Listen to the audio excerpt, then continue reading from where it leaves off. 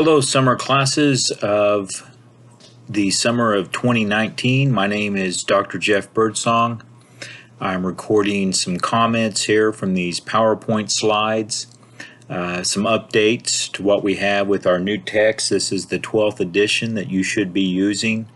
If you want to use a different edition for this text, which is described and the ISBN is provided in the course syllabus, you're more than welcome to do that, but this is this edition that I'll be using. So if you're using a different edition, then the page numbers may not always be aligned. And so certainly be aware of that as you use a different edition of the text. I want to begin by just going over some differences. Here are some issues that you ought to be focusing on a weekly basis. And certainly the beginning point is to read the syllabus, read the text, and we're going to be going over the first 15 chapters of the text. So if you are able to read, let's say, 2 to 3 chapters a week, you'll be in really good shape. Check the syllabus for when the assignments are going to be due, and really check that web page on a daily basis. Every week you're going to be doing discussions. You're going to be in a particular group. You have that group assigned to you now. You can check that over and see what group you're in. You will have every week chapter quizzes. These are going to be multiple choice, and so be prepared for those. We have 2 this week from chapters 1 and 2. We will have throughout the semester some writing assignments due in July, and this will be the group project report and the research paper. We have 3 chapter tests that will be essay, and I have the questions already available for you. You can check those out as well. Every week there's also news reviews. So we have chapters 1 and 2 news reviews due this week. We have a bonus assignment. If you would like to do that bonus assignment, that essay, have that available as well. And we also, of course, will have a comprehensive final.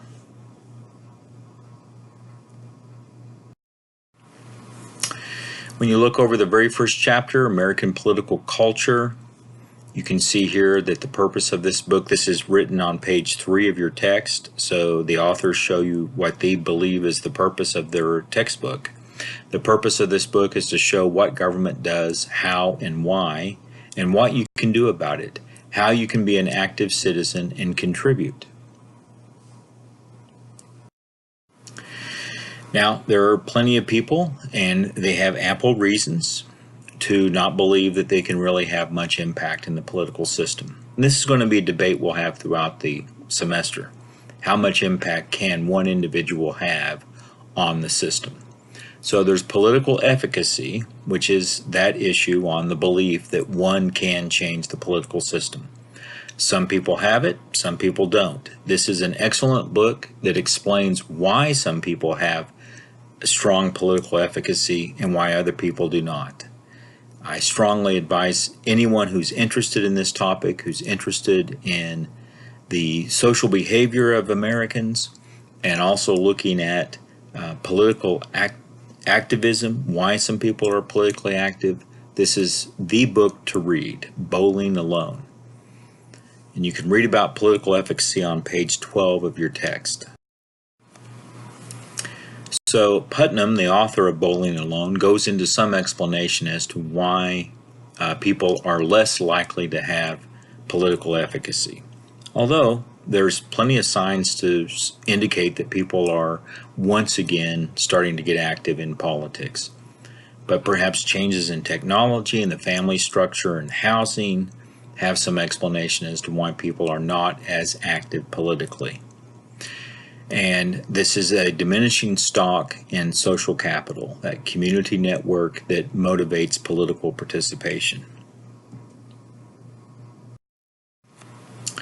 And so here we have this ability to influence government and politics, political efficacy. Who's most likely to vote? Who's most likely to put up a sign? Who's most likely to talk to other people about who to vote for? So some people are more likely to do that than others. Why is that the case? What has caused people to have that political efficacy, and what's caused other people to not have it? Well, we need people to have political efficacy if we're going to have a democracy. And so on page 7 of your text, you have a definition there of democracy. It's not as if this is a form of government that's always been supported. The Greek philosopher Socrates, which you see here in this slide, was not a supporter of democracy and believed that it was not a form of government that focused on finding the truth. What mattered the most was how one explained oneself, public relations in a democracy, according to Socrates. And so those are some of the weaknesses, as far as he was concerned, with democracy. We may then be supportive of democracy, but also be aware that that's a major weakness and can be a problem if you use in some form that type of government. Now there's different forms or different definitions of politics. Let me point out to you here in my PowerPoints, when I have something in italics, that will more than likely be a way of distinguishing that reference, that it will be something that's not found directly in the text. So there's one definition of politics, but it's not found in your text, by Harold Lasswell, who gets what, when, and how. And so perhaps the budget can be one way of looking at that definition of politics. Who gets primary support financially in a government budget. Another definition of politics, the authoritative allocation of values, by David Easton. And so issues like abortion, same-sex marriage, whose values are going to matter the most on determining policy in a country. And this is from your textbook. Conflict over leadership, structure, and policies of government. That's the definition used in your text of politics. And that does show that there are winners and losers in a political system.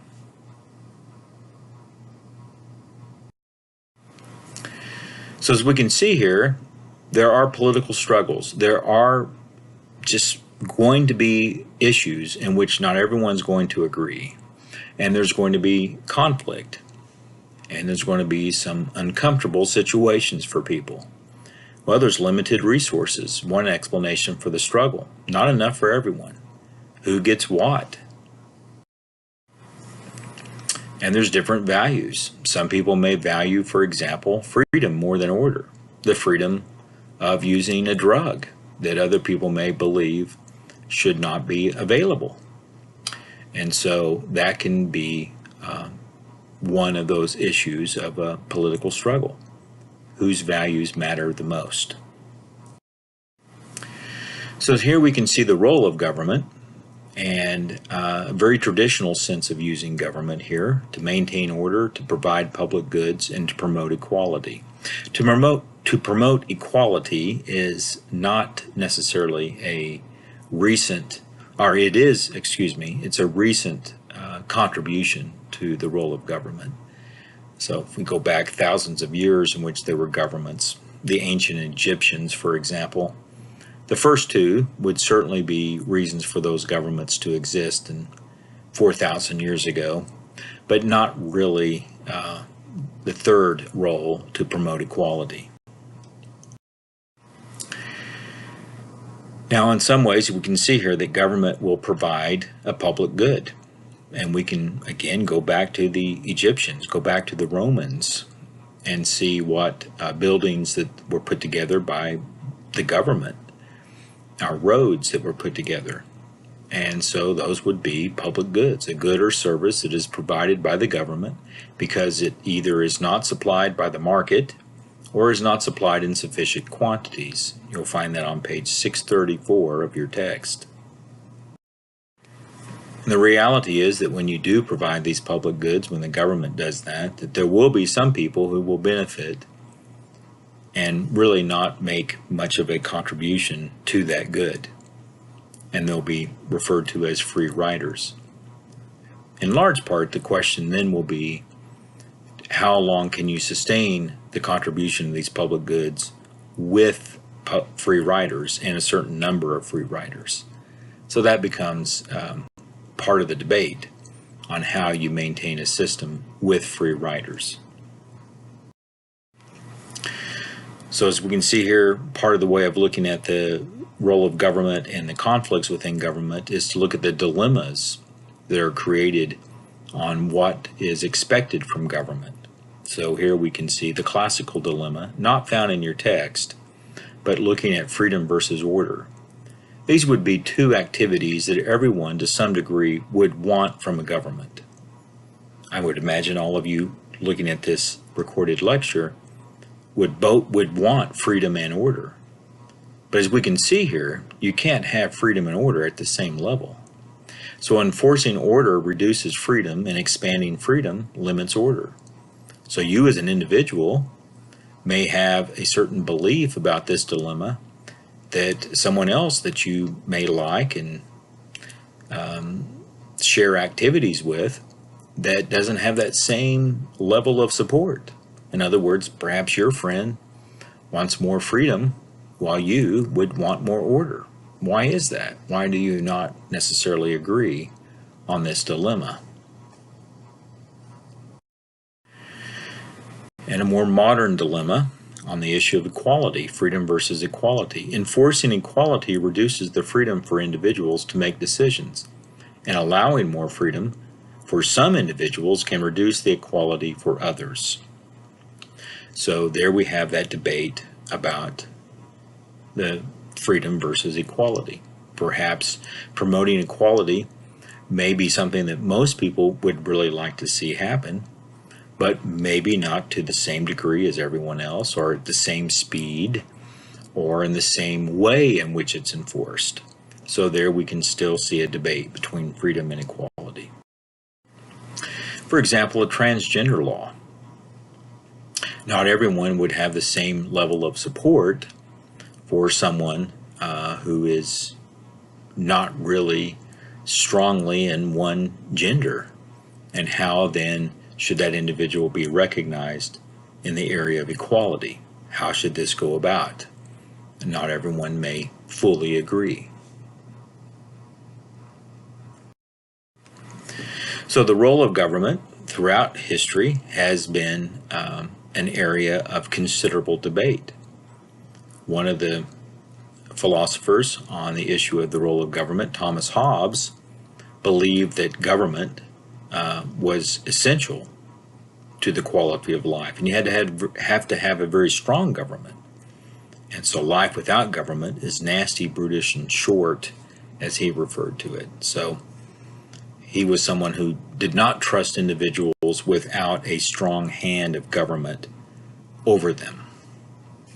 In contrast, you have people like Rousseau, a Swiss philosopher, who believed that actually giving people more freedom would lead to better lives for more people. I prefer liberty with danger than peace with slavery, as we can see there with Rousseau. Roll the dice, which may happen with more freedom, but it's going to be, in the long run, better off for more people. That's Rousseau's belief. So as we can see here in political culture, you have the definition of it in your text: broadly shared values, beliefs, and attitudes about how the government should function. American political culture emphasizes the values of liberty, equality, and democracy.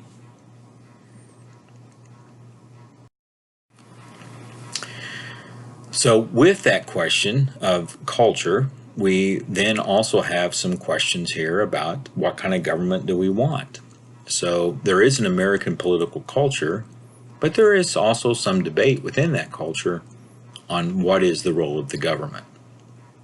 So you can see that as well on pages 7 through 9 in your text.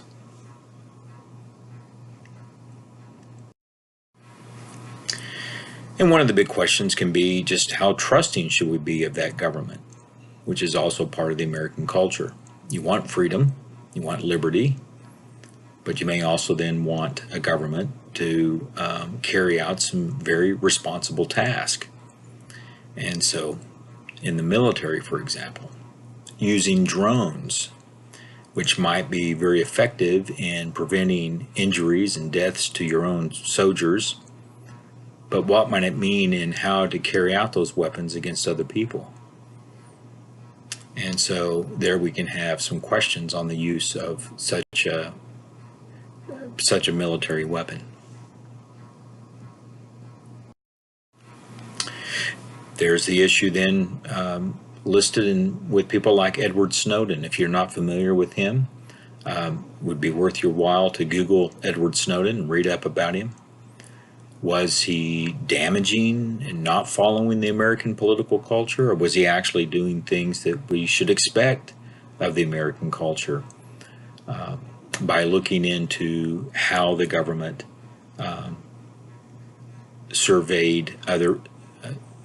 carried out surveillance of other American citizens? And he believed that this was a violation of the U.S. Constitution. So his very life, his very activities, helps to summarize that dilemma that we can see in our government today. How active do you want that government? What is the overall role of the government? And what's the overall role of any individual? And for all of you taking this class, do you want to be a good citizen? And what does that mean? How can you be a good citizen? And so informed and active membership in a political community, as we can see here, becomes a very important part of being a good citizen. How do you carry that out? Something that we'll be covering throughout this semester. And at the end here, we can see just some ongoing questions about what we are as American citizens and the changes in our demography here in this country, the study of our population, and how that will continue to change people living here in the United States, and how it may change our government.